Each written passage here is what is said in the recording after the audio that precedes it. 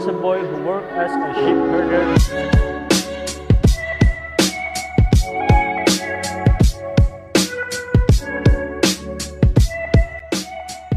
Bismillahirrahmanirrahim. Assalamualaikum warahmatullahi wabarakatuh. I'm Lukman Hakim. Today I will tell you a story entitled Shepherd Boy and Wolf. Once upon a time in a village, there was a boy who worked as a sheep herder near the village. Precisely in the meadow near the forest. Every day, he was given an assignment by his master to shepherd the sheep in a beautiful place, but very quiet and lonely. Then one day, he was tending his sheep as usual. But he was very bored because his job all day just waiting for the sheep to eat. At first, to get rid of boredom, he always took his pet dog and brought his favorite flute while watching the sheep eating grass. Until a few moments later, the boy wondered what would happen if a wolf appeared from the forest and ate the sheep he had been guarding. This thought frightened him, until the shepherd remembered his master's message. If a wolf comes to attack, he must shout as loudly as possible for help, because surely the villagers who are around the forest will come to help him. However, to this day all the things he had imagined had never happened once. While herding the sheep in the forest, he never saw a wolf, especially when he saw that his sheep were being eaten by wolves. Suddenly, an evil thought appeared in the boy's brain.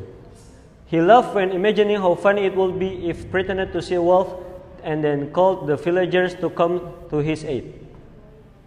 But without waiting long and thinking, he immediately opened his mouth wide and shouted, "Wolf! Wolf! Help me!" He shouted until the people in his village heard him. And what do you know? Sure enough, in an instant, many villagers came rushing in with all kinds of weapons. They are all willing to leave the work they are doing and are ready to do anything to get rid of this wolf beast. But it's really a pity for these people's sacrifice, because what they found was actually a boy who was sitting relaxed under the tree, laughing out loud. He laughed not only because he felt he had success in deceiving the villagers, but also because it was amused to see the villagers who were shocked and worried to hear that there were wolves on the edge of the forest. Then, the residents who realized that they were being tricked by a small child decided to disperse and return to their respective jobs. Some of them still seemed to be grumbling because they were annoyed by the boy's behavior.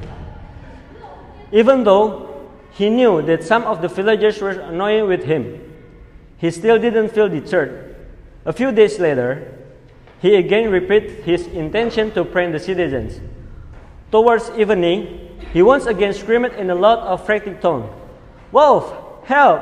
Again, the good-hearted villagers came with various weapons.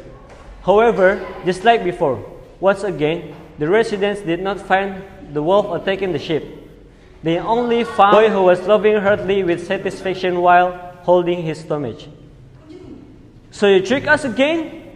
asked the farmer furiously. Thought he immediately left his field when he heard a cry for help. "Don't do that, or else we won't trust you anymore." Message from a mother who was owns a bakery. The residents then immediately left the shepherd alone. Some of them once again muttered in annoyance. Meanwhile, the shepherd boy just laughed with satisfaction, seeing the anger of the residents. Until one afternoon, when the sun began to set and the shepherd boy was getting ready to go home to return to his master, suddenly a real wolf appeared from the forest. The savage wolf looked very hungry and immediately grabbed a few sheep. This, of course, made the shepherd boy surprised, panicked, and frightened. He tried to save himself while shouting for help to the residents of nearby village. Unfortunately, even though this time the villagers heard the screams, still no one was willing to approach him. "The shepherd boy must think he can trick us again," said one resident who was sure the screams were again just bullshit. The shepherd boy was powerless to drive the wolves away alone.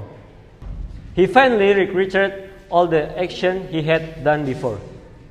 He realized that many people did not come not because they did not want to help him, but because of his own action, which often lied to the residents.